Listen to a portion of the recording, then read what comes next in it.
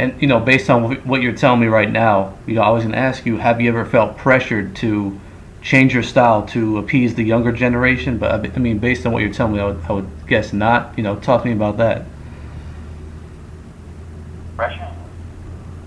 I wouldn't think so. I think we've never really felt that. We've pretty much been autonomous our whole time. I mean, we've never had that label with like, you guys got to do this. We Hmm. pretty much do what we want to do, Yeah. which is how it should be, and I think we're capable and talented enough, and students still in the game to realize we don't know everything, but we got enough knowledge to know how to put together songs and, with dynamics and things, some real music Hmm. that, I mean, really just musical music, because everything isn't musical, even Yeah. though there's music, there's different kinds of music, but there's a lot of musicality to what we do, and Definitely. we always say music, we do what we do, we keep our ear to the street, and see sonically what the radio is sounding like or what's happening. That's always good to do, but we always keep our integrity. It's always laced with cement. Yeah. You can bet on that every time. Yeah. Um, since you guys have been in the industry since the early '90s, been together as a group since the late '80s, what is the biggest thing you noticed as a change in R&B since that time? Hey, it's more the industry itself. I think the music, in a lot of ways, has stayed the same. Like, I'm coming from a musical perspective. I'm thinking of, the chord changes, the melodies, have the different melodies are like cliches of the time that happens, but generally there's not that much difference, but the industry itself has changed. I mean, we're now in a digital age, basically, and, when Hmm. we started, you would record, man, we'd be in these, like, multi-million-dollar studios that were, like, just to record one song would cost just, like, an arm and a leg. Now it's like you got everybody can record and do their thing, so Yeah, I think the industry itself is the biggest. definitely. Okay.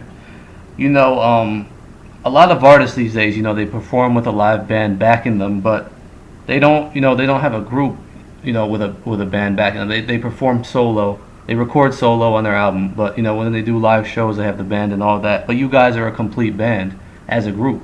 How come why do you think we don't see more of that in the industry, R&B music? It's a real mystery in some ways. I mean, the easy answer is it's economics. The Hmm. companies, found it cheaper to get a solo artist or a singing group where they didn't have to worry about like um, sending people out with all that airfare and all the different stuff. They leave that up to the artist, because when the artist brings the band, that's the artist's expense. Then, Yeah. But Okay. if the artist, all those people are signed to the label, then it's kind of like, the company has to help send them around, Hmm. or they have to go do interviews, and it's like the whole band. Yeah. So I think a lot of it is economic, but Hmm. it's still a bit mysterious, because even with the economics, you would think there would be, a couple, a few, Yeah. not many, but maybe, but I think it's also, that, there's still like a kind of a social kind Hmm. of, like stratification, I guess you would say, between, like the urban music.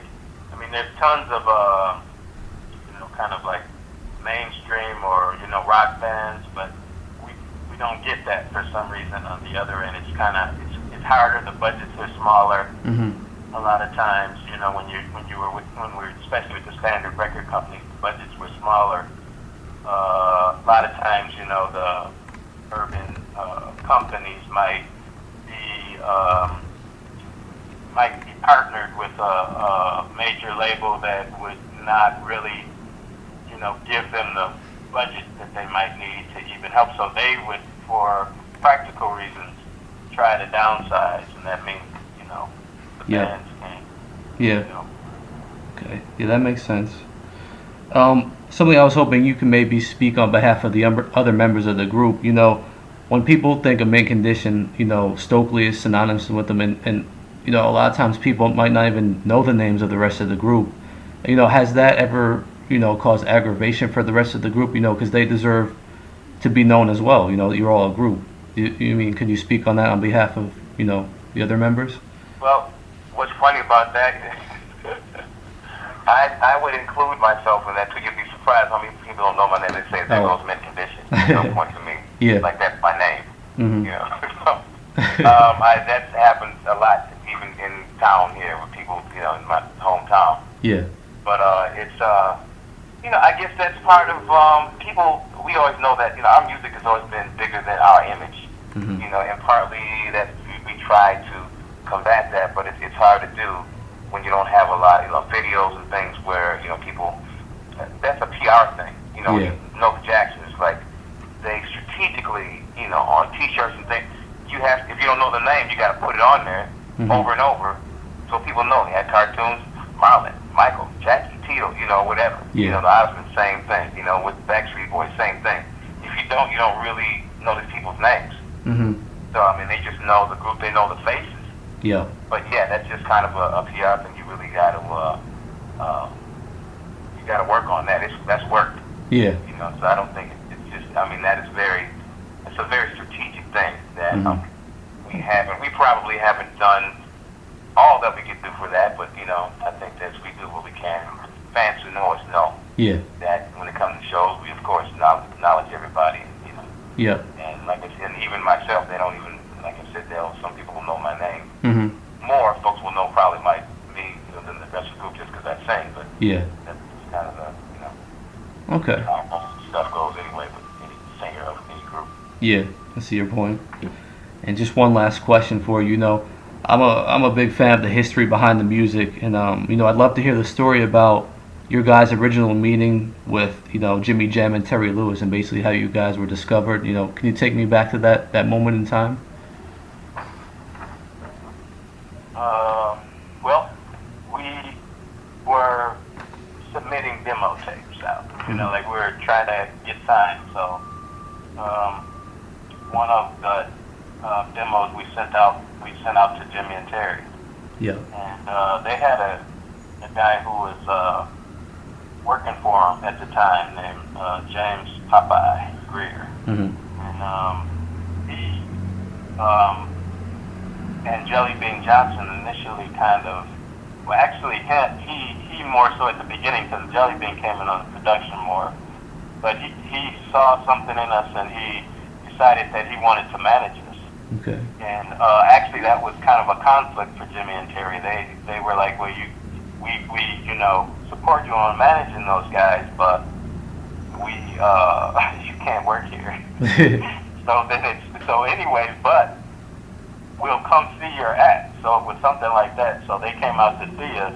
We played at this infamous club, I guess you would say First Avenue, made famous by Prince and Purple Rain. Mm-hmm. And they came out and checked it out, and right away that same night they were like, you guys have a deal. Wow. And we were pretty much like, okay, right, we had heard that before, we know how it goes, but they were serious. Mm-hmm. But they didn't have a company at the time, so they signed us actually as songwriters for their company. Yeah. So our first job with them was just helping write songs for all those acts they had back then. Mm-hmm. And playing on the records and all that. So, and keeping our group together. As soon as they got their label up and running, we were one of the first ones, along with Sounds of Blackness and Low-Key, right? Cool. Very cool. Thank you for sharing that with me. So that's all I had for you. Is there anything you'd like to add? Find out where we're at. Our website, MintConditionMusic.com, or Facebook us on Twitter, MCondition. Celebrating the 7th release, 907. Cool. Check it out if you haven't.